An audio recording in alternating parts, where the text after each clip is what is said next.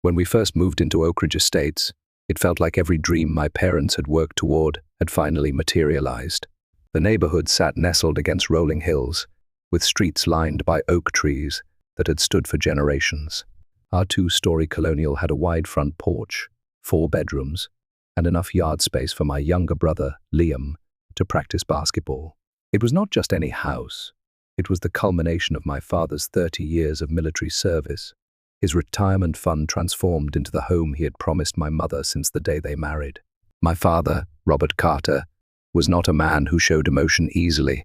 Years of military discipline had hardened his exterior, but I could see the pride in his eyes as he carried the last box through our front door. He stood on the porch that first evening, surveying the property with quiet satisfaction. "This is it, Elizabeth," he said to my mother. "No more moving, no more temporary housing. This is where we plant our roots." He had served his country faithfully, and now, at 58, he deserved this peace. The first week was filled with unpacking and meeting neighbors. Most were welcoming. The Harrisons across the street brought over a homemade apple pie. The Lopez's next door helped my father set up our lawnmower. Even Mr. Jenkins, the retired schoolteacher at the corner, stopped by with a bottle of wine and neighborhood advice. It felt like community. It felt like home. Then we met Margaret Hayes. She did not bring welcome baskets or warm smiles. She brought a clipboard and a forced grimace that barely qualified as politeness. "I am the president of the Oak Ridge Estates Homeowners Association," she announced, not bothering to step inside when my mother invited her.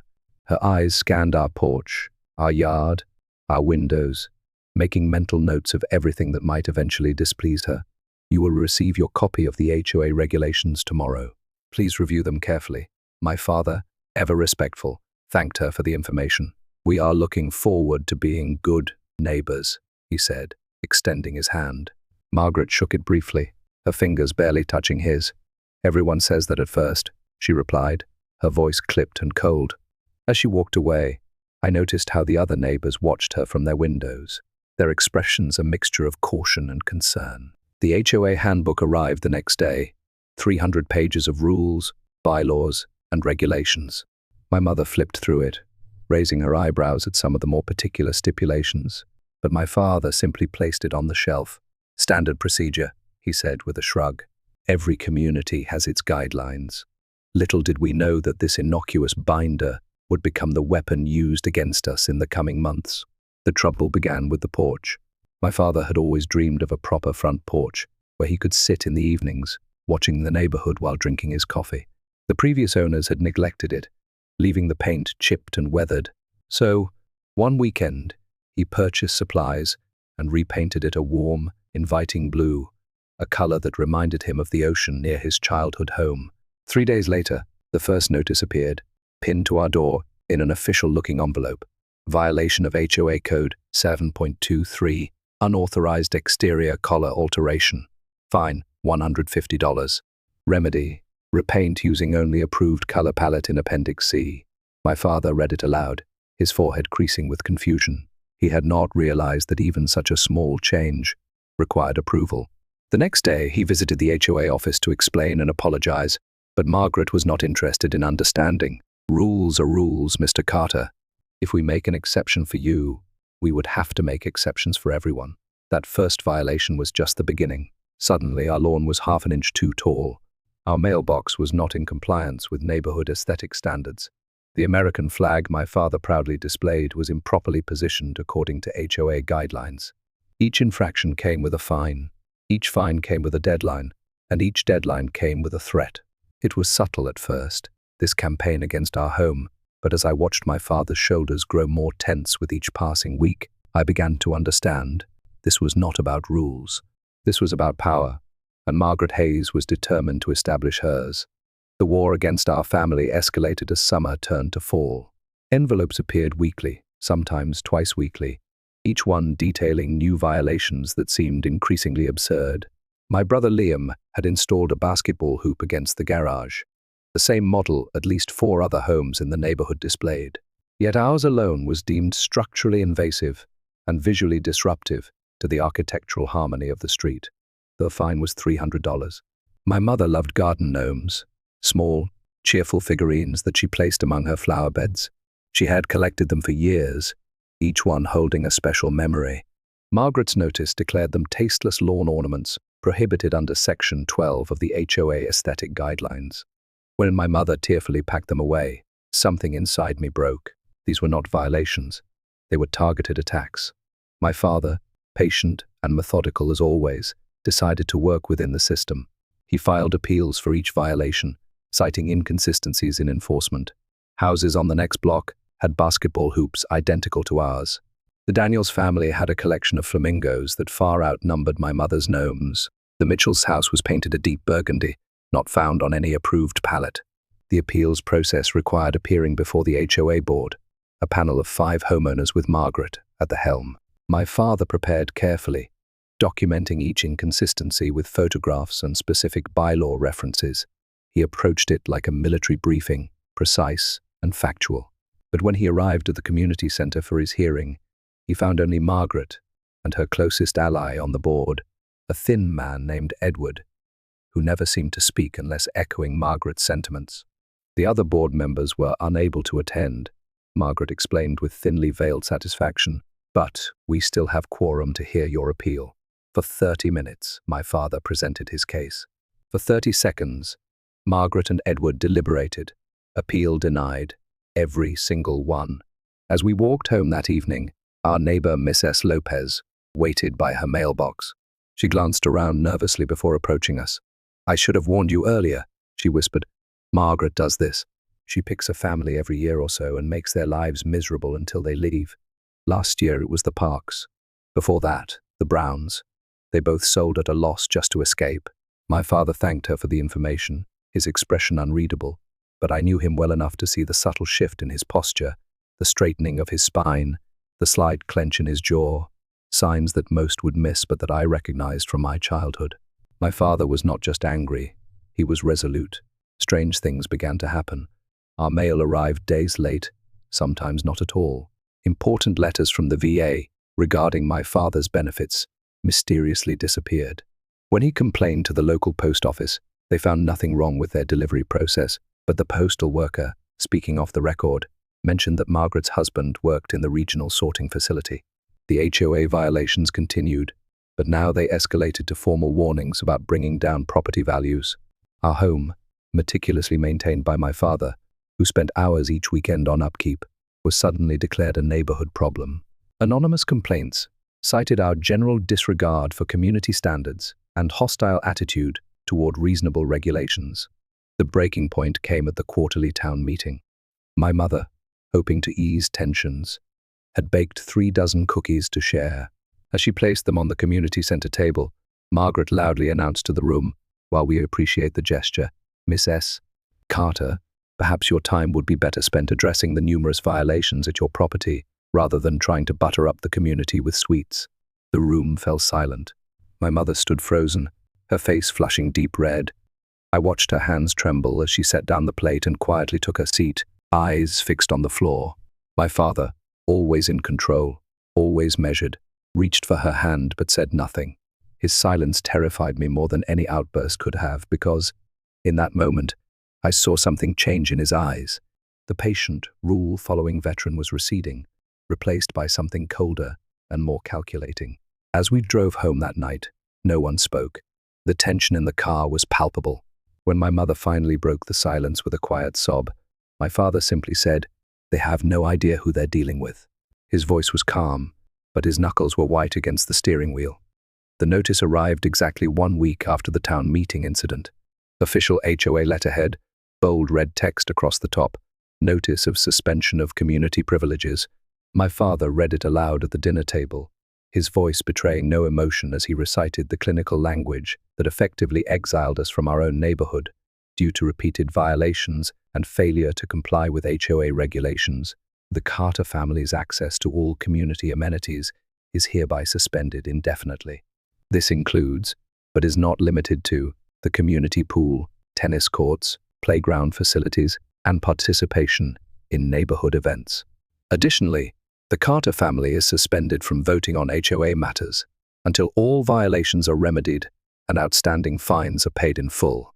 Liam, 14 and already struggling to fit in at his new school, threw down his fork. So I can't use the pool where all my friends hang out. That's literally the only place I've met anyone in this stupid neighborhood. He stormed from the table, slamming his bedroom door hard enough to rattle the china cabinet. My mother reached across the table for my father's hand. Robert, maybe we should consider selling, starting fresh somewhere without an HOA. Her voice was soft, defeated. The spark that had always defined her seemed dimmed. My father folded the notice carefully, his movements deliberate and controlled. No, he said finally. We are not running. This is our home. We earned it. Something in his tone ended the discussion, but the battle was far from over. The next day, a printed flyer appeared in every mailbox in Oak Ridge Estates. Neighborhood alert. The HOA board wishes to inform residents of ongoing hostility from the occupants of 1847 Oak Creek Drive. Please report any concerning behavior to the board immediately. The safety and harmony of our community remain our highest priority. They had branded us as threats, troublemakers, outsiders. Neighbors who had once waved now crossed the street to avoid us. Invitations stopped coming. Liam's friends made excuses about why they couldn't come over. We became invisible, then visible in all the wrong ways. 3 days after the flyers circulated, I returned from school to find my father in the driveway, staring at our family car.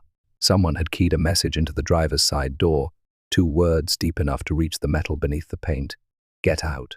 My father took photographs from multiple angles, then called the local police. Officer Daniels arrived 30 minutes later, surveyed the damage, and shook his head. I'll file a report, Mr. Carter, but between us, there's not much we can do. No witnesses, no cameras in this area, and technically, HOA disputes are civil matters, not criminal ones, unless there's direct evidence of targeted harassment. Someone vandalized my property, my father replied, his voice tight, threatened my family. Officer Daniels shrugged apologetically. I understand your frustration, sir, but unless you have proof of who did this, my hands are tied. These HOA situations, they get messy. The department tries to stay out of them when possible. That night, I found my mother crying in the kitchen after she thought everyone had gone to bed. My father sat beside her, not speaking, just holding her hand across the table. I had never seen him look so helpless. This man, who had commanded troops, who had weathered war zones, seemed defeated by a suburban power struggle. The next morning, everything changed. My father did not mention the car, the notice, or the flyers. He made breakfast as usual, wished us a good day, and retreated to his home office. But something had shifted.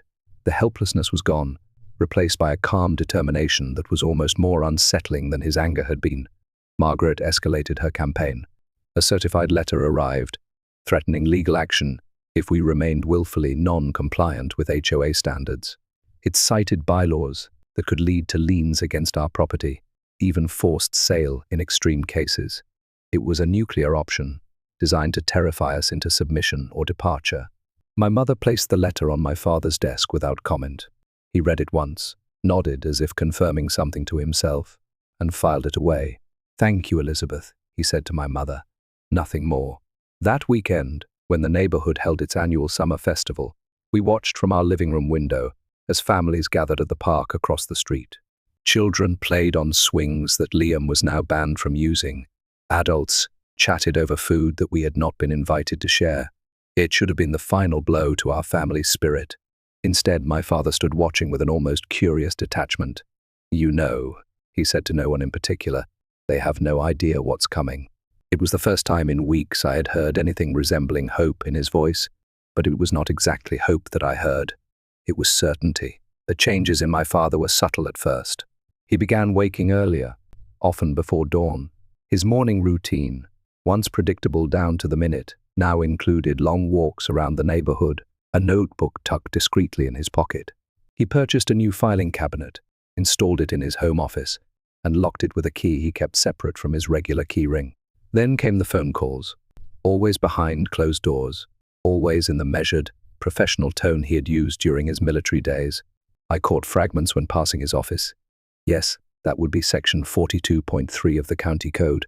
Or, the question is not whether they filed properly, but whether they had authority to file at all. One evening, I answered the house phone to hear an unfamiliar voice ask for Robert Carter, former deputy director of county operations.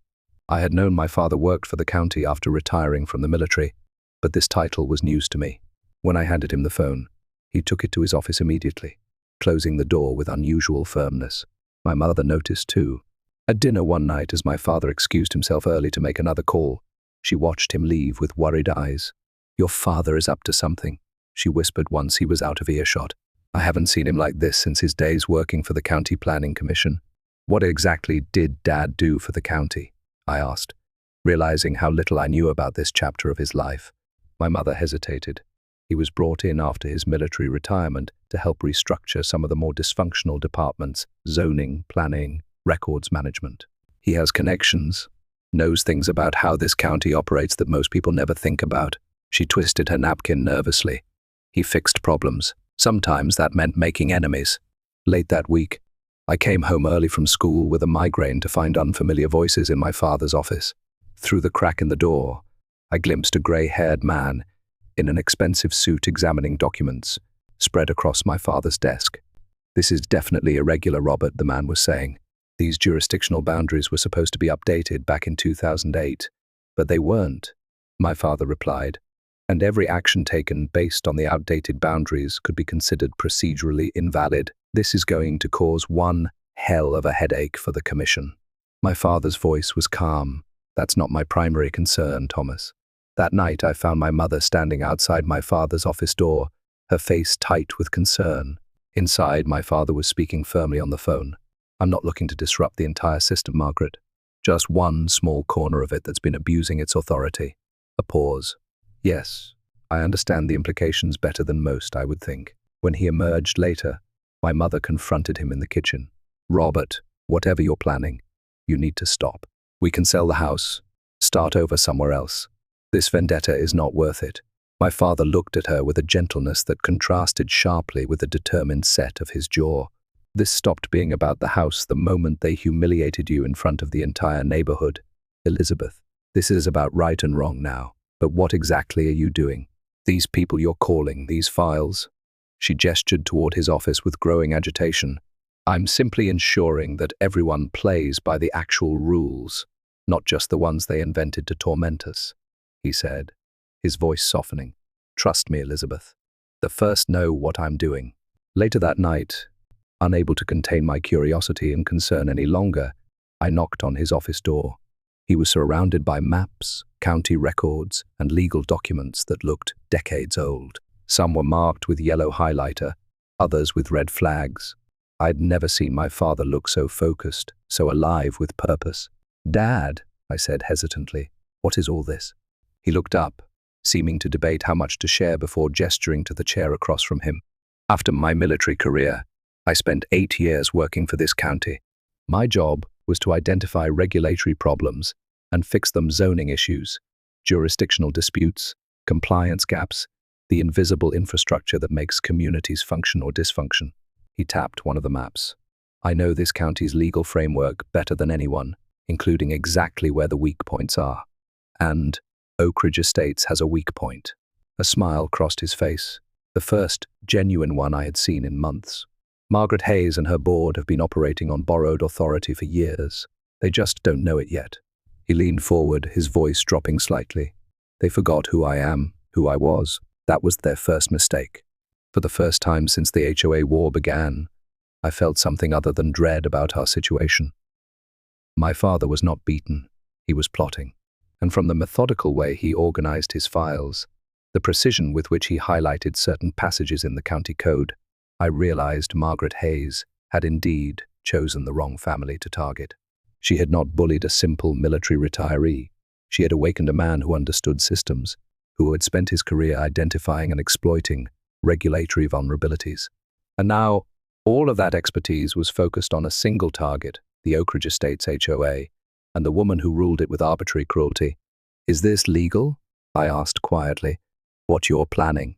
My father closed one of the folders and looked me directly in the eyes. "Everything I'm doing is completely within the bounds of county law. In fact, I'm simply ensuring that laws that should have been enforced years ago finally are." His expression grew serious. "Sometimes justice requires knowing exactly where to apply the pressure. That's what I learned in the military, and that's what I perfected, working for this county." As I left his office that night, I felt both reassured and slightly unnerved. My father was fighting back, yes, but he was doing it in a way that Margaret and her HOA board would never see coming.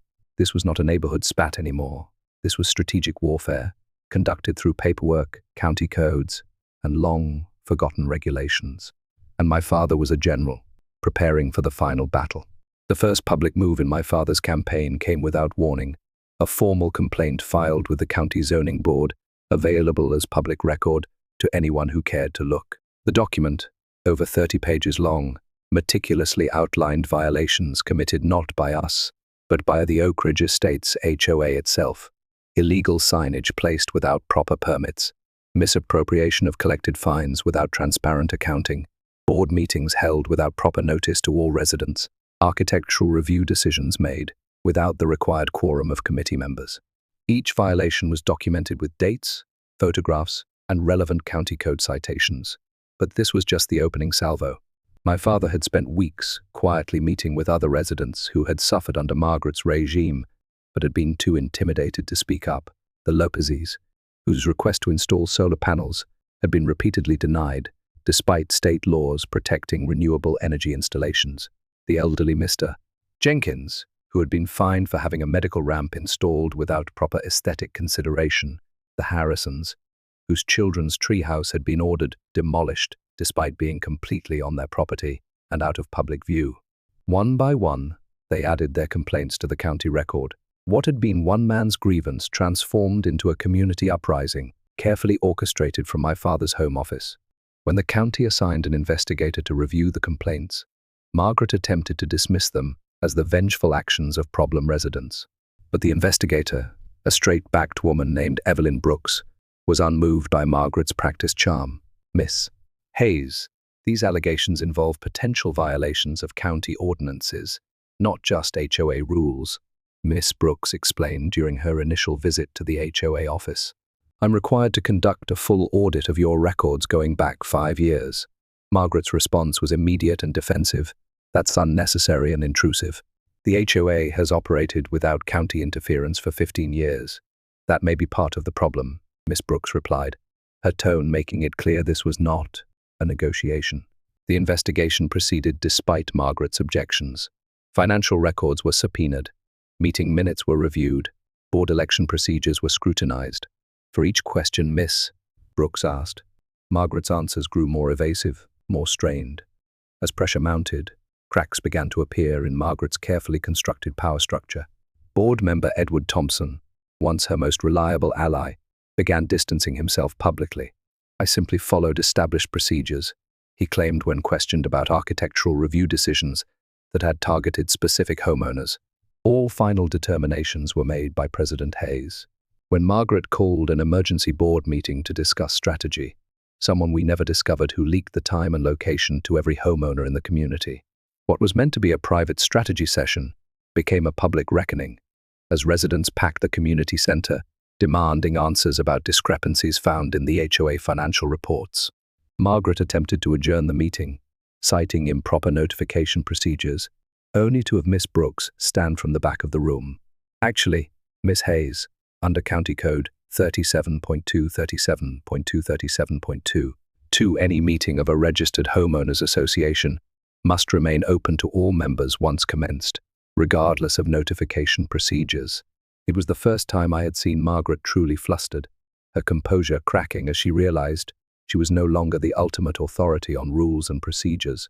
Someone else knew the regulations better than she did, and that someone had the enforcement power of the county behind them. But the true masterstroke came 3 days later. My father, having combed through decades of county records, presented the zoning board with evidence that would change everything. Oak Ridge Estates had been developed in phases, with our street, Oak Creek Drive, added in the third expansion. But due to a clerical error never corrected, our street had never been properly incorporated into the HOA's legal jurisdiction. According to the original filing, my father explained to the stunned zoning board, displaying yellowed documents bearing official county seals. Phase 3 was conditionally approved pending submission of amended covenants, accounting for the watershed protection zone at the north end of the development. He placed another document alongside the first. That amended filing was never completed. Therefore, All properties on Oak Creek Drive, while marketed as part of Oak Ridge Estates, legally fall outside HOA jurisdiction. Margaret, present for the hearing, rose to object. That's preposterous. Those homes have been part of our community for years. The residents signed membership agreements. Agreements, my father countered calmly, that have no legal standing if the HOA itself lacked jurisdiction to require them. This is not an administrative technicality, Miss Hayes. This is a fundamental question of legal authority. The board called a recess to review the evidence. Margaret paced the hallway, making frantic phone calls. When the session resumed, the board chair cleared his throat uncomfortably. Based on the documentation presented, it appears that an administrative oversight occurred during the Phase 3 expansion of Oak Ridge Estates, he announced, until proper filings are completed, which would require new consent from current homeowners. The HOA lacks enforceable jurisdiction over properties located on Oak Creek Drive. In that moment, watching from the back of the room, I saw Margaret Hayes truly understand what had happened. She had spent months targeting our family, using rules as weapons. Now, those same rules had been turned against her with devastating precision, and the architect of her downfall was the quiet veteran she had dismissed as an easy target. As we left the hearing, my father placed a steadying hand on my shoulder.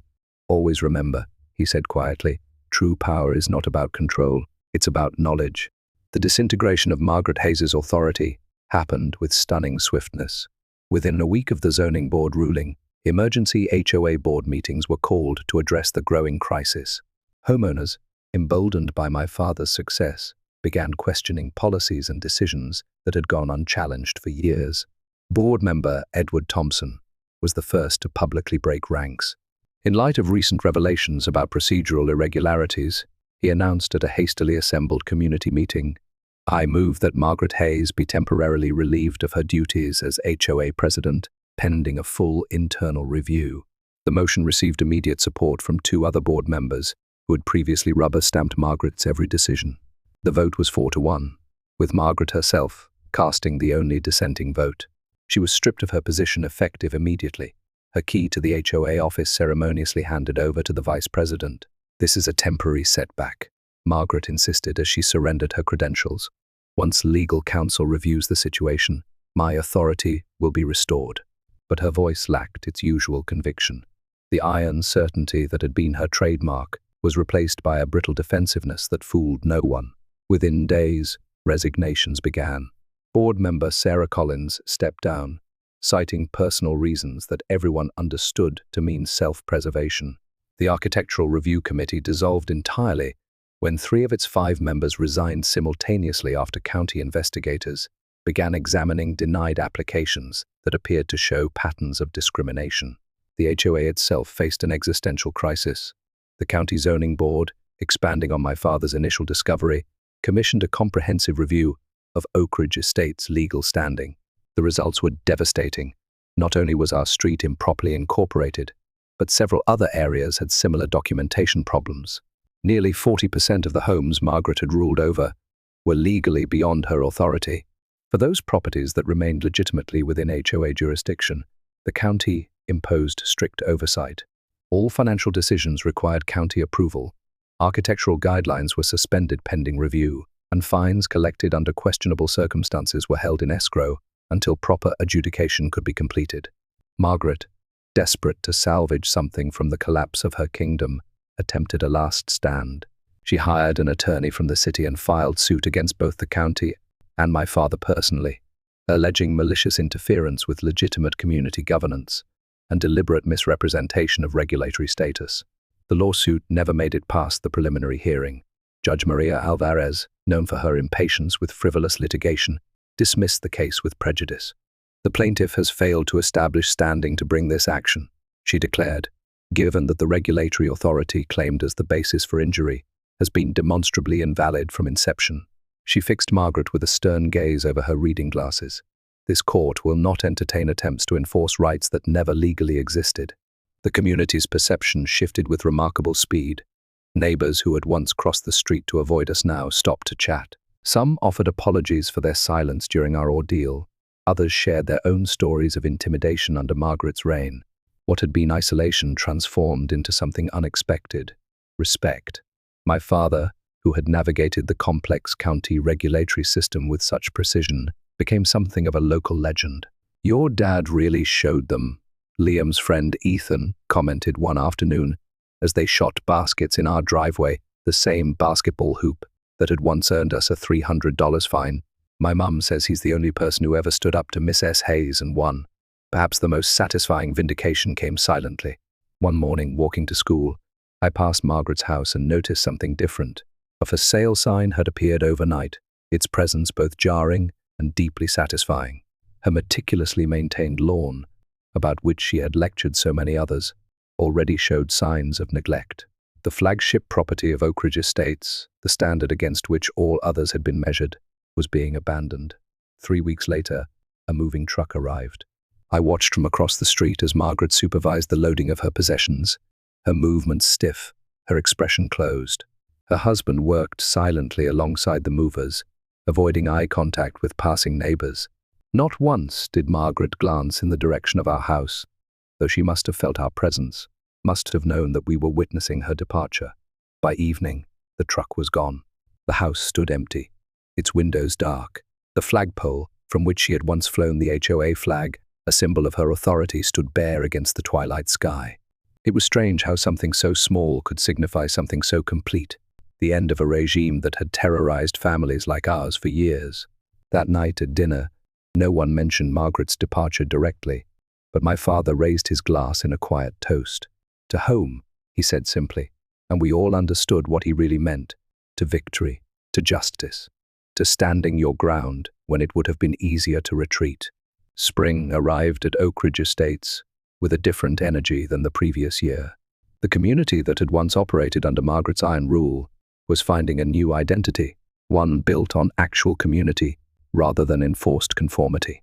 The HOA still existed, but in a dramatically restructured form, its powers limited and its leadership rotated among volunteer homeowners who viewed their role as facilitators rather than enforcers.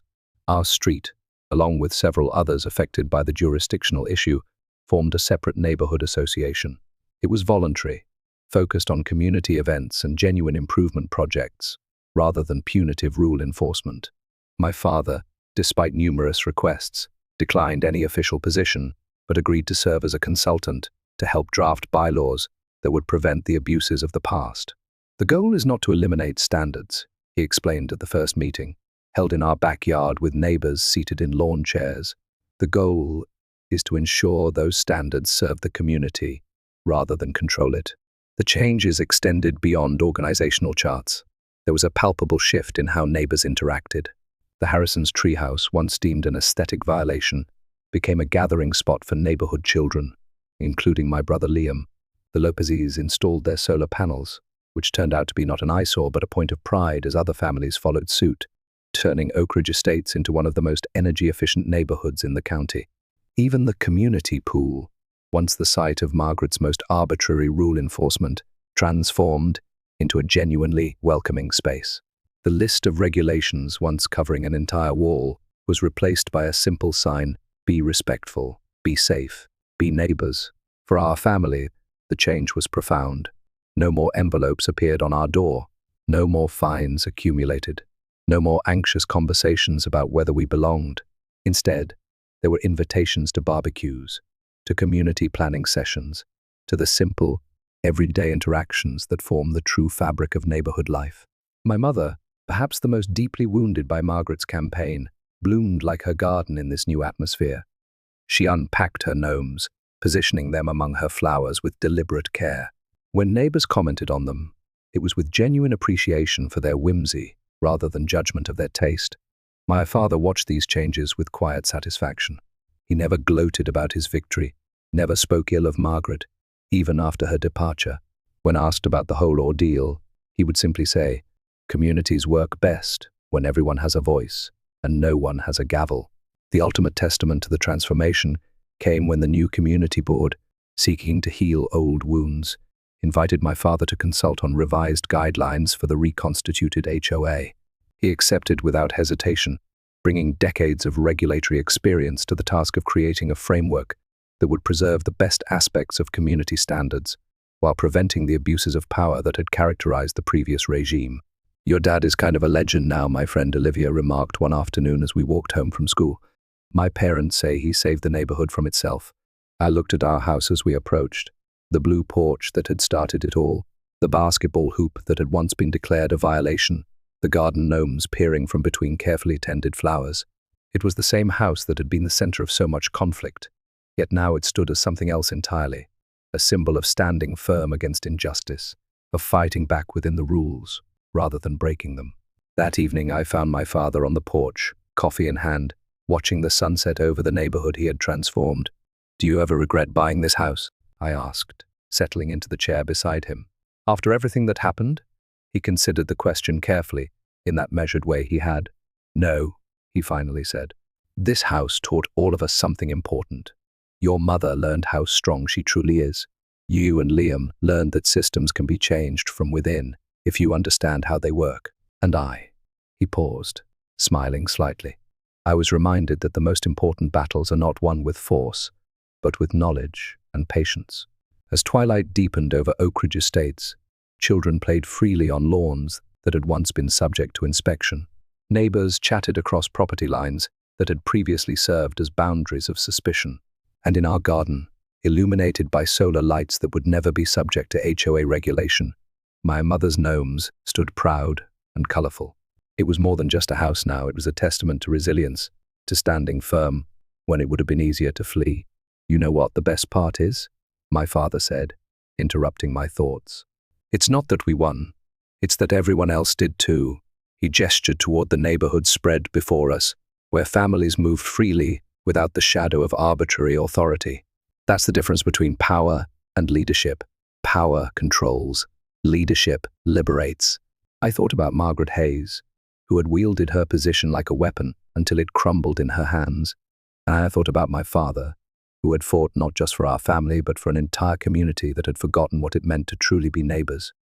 As night fell completely over Oak Ridge estates, lights came on in windows across the neighborhood, not uniform, not prescribed, but varied and individual, just like the families who lived behind them. And in that moment, I understood what true victory looked like. Not the defeat of an enemy, but the creation of something better in the space they once controlled. My father had not just banished the HOA from our corner of the county. He had replaced fear with freedom, suspicion with trust, control with community. And that, I realized, was a far more lasting revenge than Margaret Hayes would ever understand.